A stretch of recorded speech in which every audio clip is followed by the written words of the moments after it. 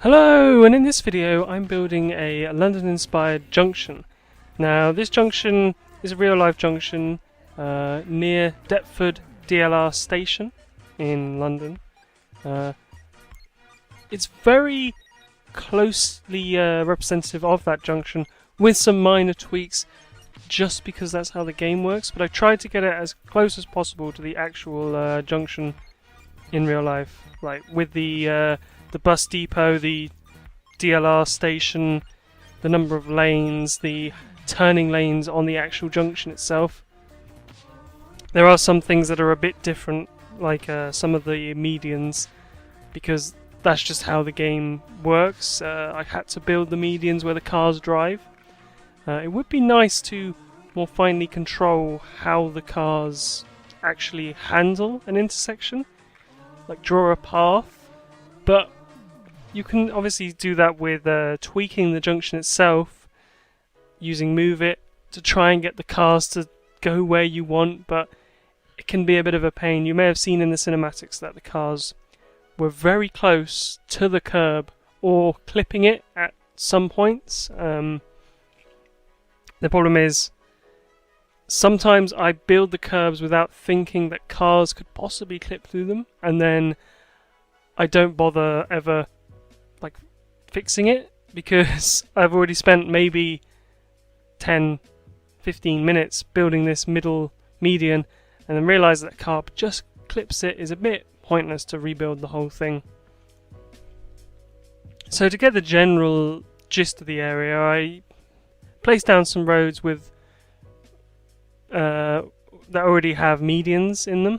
Now I'm not going to use the medians for most part. They're more there as a guide to how I want the cars to go, and where I know where the median is going to be. It's just more helpful that way. So obviously I'm using traffic precedence to make sure cars actually use this junction and they use it correctly in the right lanes to turn in the right direction.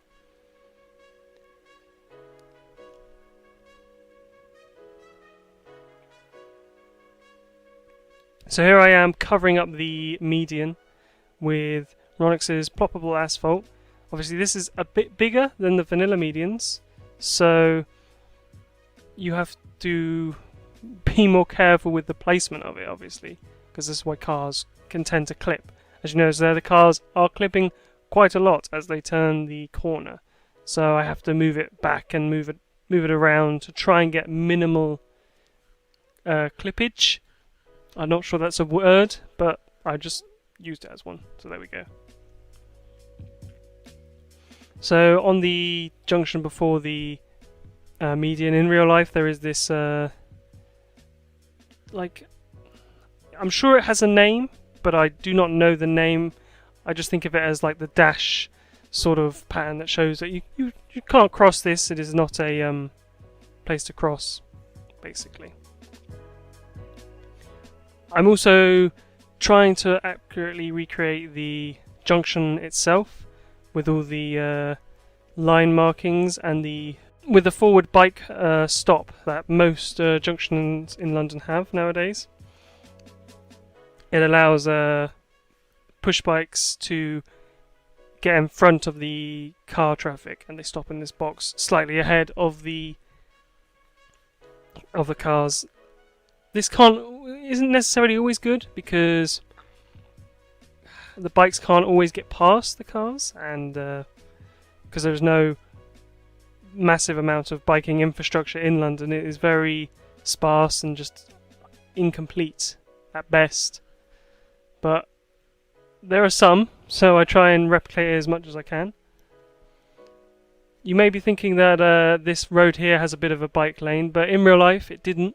So I used a road that had 2 bike lanes on either side, but a road in the middle, which is sort of where I wanted the road to be. So I used that one and then just covered up the bike lanes with Ronix's ploppable asphalt. And you don't see them under the decals that I place. And it turned out quite well to use that road in the end, so I may have to use that road in the future to do similar things. So this junction has a very typical British turning thing where the traffic has to stop. It can stop in the junction before it turns, and this is designated obviously by these 2 things just above the yellow box that I still haven't finished yet. I've just drawn the outline. Obviously the traffic in City Skylines doesn't really follow that. It does certain times, it follows it, mainly because I tried to get it as close as I possibly could, but it won't wait there. It just sort of goes in the right direction, which is okay, I guess. Not great, but okay. So here I am adding in some traffic lights. I removed the vanilla ones with a mod because they're really bad. They're just terrible. So I ended up having to place these prop ones. The only problem with these prop ones are they don't work visually. So they're always green, which sort of sucks. It would be nice to get them to work. It would be nice to have more options with traffic lights, because I believe there's only a couple traffic lights mods that you can actually have. You can have American, Japanese, or the vanilla one. There are several vanilla ones which are okay. The European one is the best, but you can only have that one on European themed maps. And if I don't want to use the European theme, then I can't use that traffic light, so I just try and remove them most of the time. So you may have noticed that we skipped ahead a lot, and I basically removed all of the putting down of buildings because this took way too much time to get the correct buildings. So I'm just going to show you me detailing the lines and stuff. Also, I have used Arnold Rimmer's new curbs. Now, a couple videos ago I was complaining about the curbs and Ronix's curbs, how they're too big, and I was thinking about using procedural objects and making them smaller and trying to do that. But then Arnold Rimmer came out with this great network curb, which I'm using everywhere at the moment. In this junction, I would say 60% of the roadside is covered in this ploppable network curb. I didn't want to do the whole thing in it because then it just looks too similar. You want to have differences in your build so that one side of the road could be different to the other side. It just adds more real life to it. Imperfections, basically. Not everything is perfect in real life, so there can be imperfections in your builds. I'm also going around now adding a load of drains and manhole covers to the area. Arnold Rimmer came out with some new decals, which are some great square covers that I wish I had when I was building this, because I'm still using the terrible just like prop sort of my version of it, which is really bad, and I'm really looking forward to using Arnold Rimmer's new ones in the future. They're going to fit in so nicely with most builds, but this one, it will fit in very nicely with UK style builds. I'm also going about now adding a ton of asphalt which has been like newly applied to the road as road repairs, because you always see there's no road is perfectly uniformed in colour unless it has been laid that same day.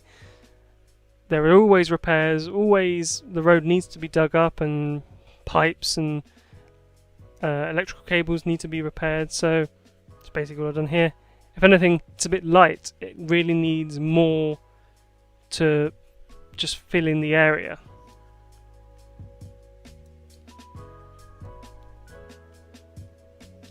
So there's only a bit more of detailing left. I'm going to leave the video here and leave you with the rest of the time lapse, and there's a tiny bit of cinematics at the end. I hope you enjoyed. I'll see you next time.